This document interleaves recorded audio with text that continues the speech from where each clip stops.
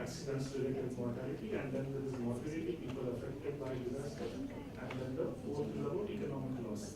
And there is of course the quantification of the target. So I would say that is one key highlight of the document. There are 4 targets, quantified and not a bit open like how it was kept in the Sendai framework.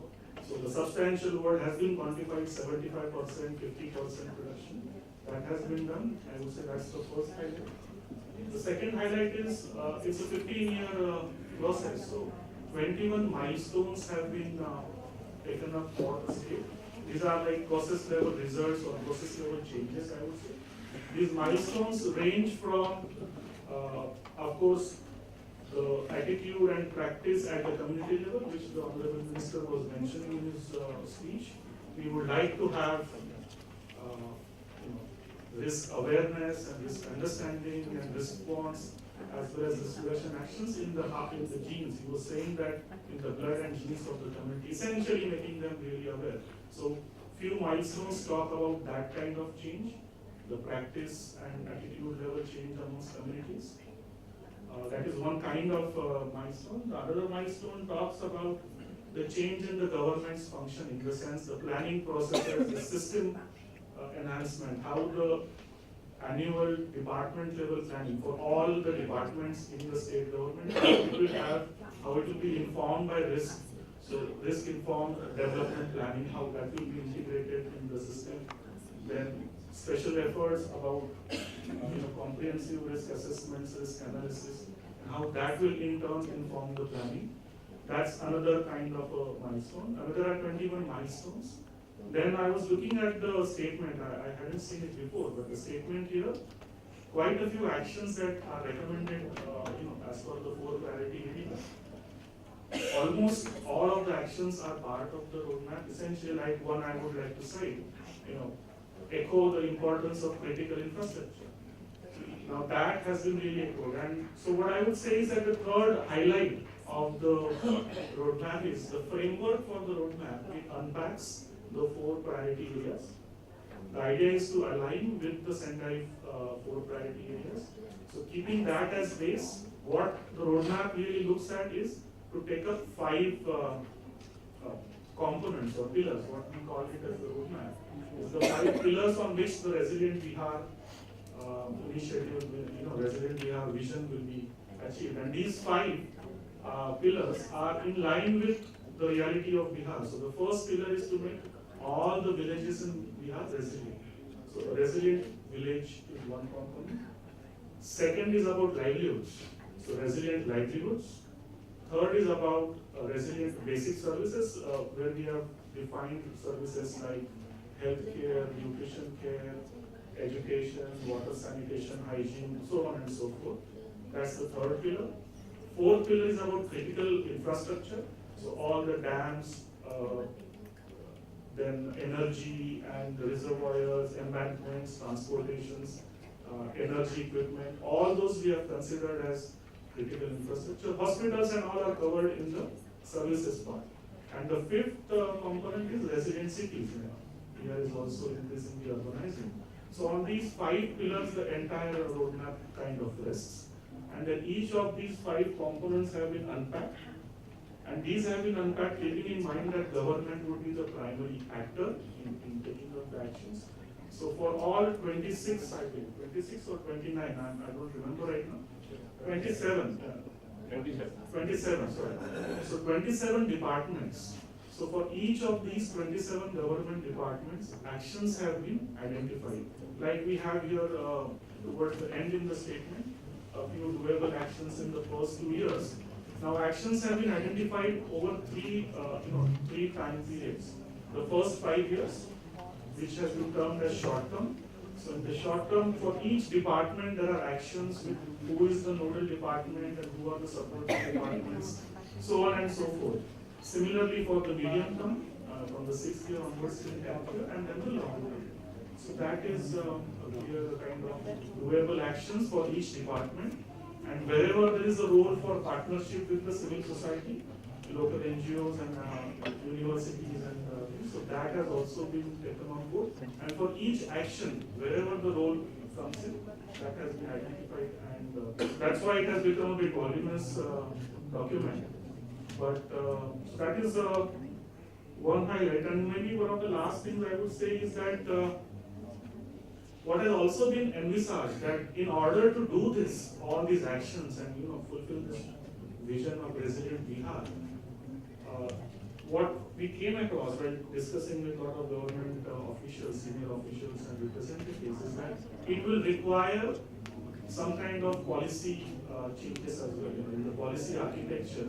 So what are those new policies that need to be added, or existing policies, existing acts that need to be amended? So for example, the Urban Local Self-Government Act, like in India we have all of us familiar with the amendments. We have the Panchayati Raj Act for the rural areas, and for the urban areas, the Urban Local Governance amendments. So what amendments are necessary in the context of Bihar that have been also identified for the Urban Local Governments Act as well as the Panchayati Raj Act. But this is just an example of the policy level changes that have been envisaged and proposed. So that is one area, and then practice level, how the departmental planning needs to be modified. Now that kind of change has been envisaged and written here. Then the last part, and then I will stop because I can go on. And this entire 2 hours I can do on this. We've been involved in this for almost 15 months now. The last part is a monitoring and evaluation framework has also been thought through. For each of the 4 targets and the 21 milestones, the indicators have been identified, how the monitoring will be done, the process for that. The broad part, of course, at the beginning, that has been identified, and we recognize that post Sendai for a year almost now, the working group has been debating on and dialoguing on what should be the indicators, and there are a lot of suggestions. So that has been kind of contextualized from the roadmap point of view. And that is there. Right now, as he was mentioning in his speech, the Honorable Minister was mentioning in his speech, that is the importance that Bihar is the first state in India after Sendai Conference which has adopted the local strategy, the local DRR strategy for the subnational in that sense. Local in the Indian context we have multiple levels, so we are talking at the state level. So that has been adopted and the cabinet has approved this. So it's an official thing which is now mandatory for government of Bihar or departments to implement these actions. Enough budgetary provisions have been committed. I believe the cabinet has also made budgetary financial provisions for that. And work has already started. He was mentioning that the village development management plans, the VDMPs, those are already in the process of starting. 41,000 villages, and just to give some idea of the scale, 44,000 something, 44,800 odd villages are now on their way to develop the VDMP. As well as a parallel process has been initiated since the last year, when in line with the roadmap development of the district disaster management plan. So developing the district disaster management plans. There are 38 districts in Bihar, so that process is only at one level, and the village disaster management plans are only. Plus the baseline, so unpacking the milestones and the actions, the baseline is being conceptualized and being designed, I believe, right now, so that it will have the year. Of course, we are all grappling with what should be the base year for the targets, like it is being, I believe, quite debated at the working group level. Do we have a decadal average? Do we take an annual average, a 5-year moving average? So all these deliberations are ongoing, and that is something that was there. And an important highlight is that government of Bihar has formed a roadmap implementation support unit. A group of experts have been identified from within the government and from the professionals, and these are, this group is taking it forward. So full-time kind of team, and Mr. Sanjay Pandey, who is here, is also from the RISU, the Roadmap Implementation Support Unit. So there is a team that is, identified to take this ahead. And in this entire process, the State Disaster Management Agency, which is as per the Disaster Management Act of India, Government of India. In Bihar, there is the Bihar State Disaster Management Agency. The authority, the BSDNA. The authority is part of that, and authority has an important role of taking the capacity building, because I also see a lot of capacity building related actions. So capacity building actions, then communication related, the planning process related actions. So all kind of multi-stakeholder role has been involved in this arch, and that work has started. So I think I should stop here now. Would be happy. Sheena is here, Sanjay is here, Ghanshyam is here, my colleagues from UNICEF, Ramkushi is there. So I'm sure all colleagues here would be happy to talk more about it over a cup of coffee or something during 2-3 days. And I guess the document is here. There is some copies are available.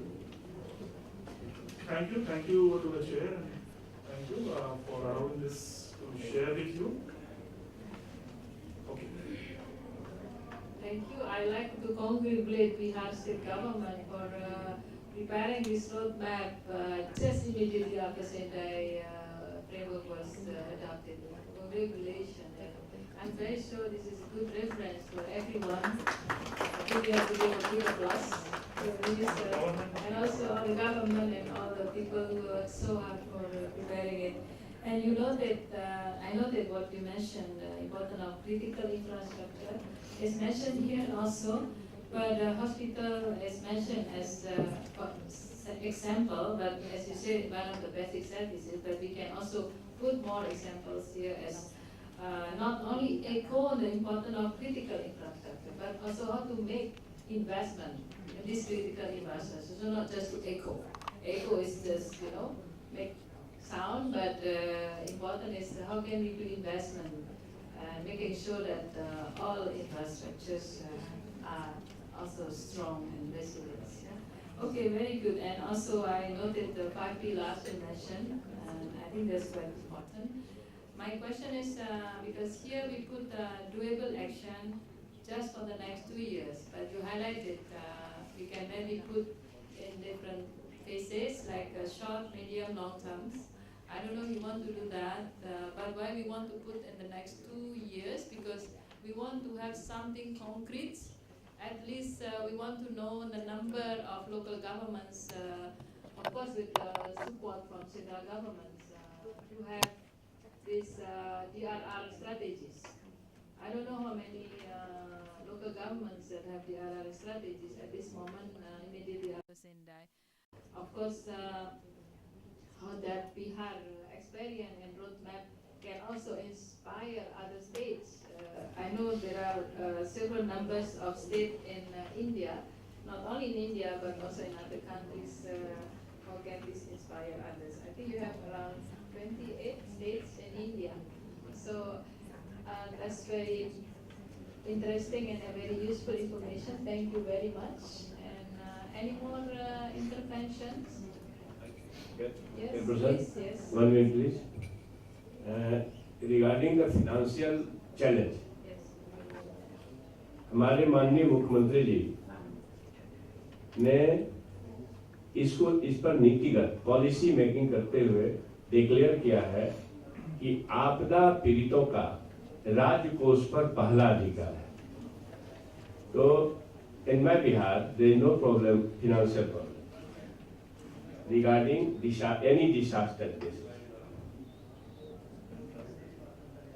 Maybe I just translate it here.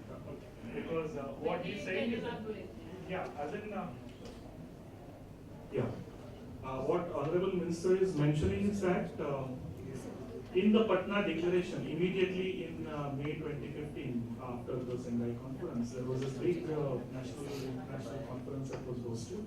And in the inaugural speech there, the Honorable Chief Minister of Bihar, Mr. Nitish Kumar, he in his inaugural speech, amongst other things, mentioned a very important point, and that has set the tone for the policy making in the state regarding DRR, is that I can of course quote the Hindi statement, but he has already mentioned the Hindi one. The English one is that the disaster affected have the first right over the state's treasury.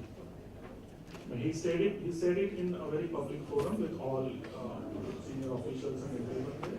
This is a very important policy priority that was flagged up by the Honorable Chief Minister, and then in the cabinet and all the things, when this, all actions and everything was being debated, I believe, and getting passed, that has always been a reference point that any individual or any community that is disaster affected in the state, it has the first right on the state's treasury. That's the most important thing. So that's where he is, I think, highlighting that. Yes, one recognizes that for DRR there are a lot of financial things, allocations, and becomes a problem, but that has been said as the vision.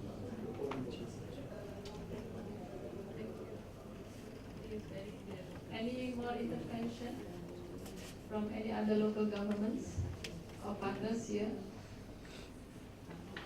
Maybe Mayor now, you want to express things, what happened after saying that, and whether you are happy with the statement, the draft statement. I have some PowerPoint.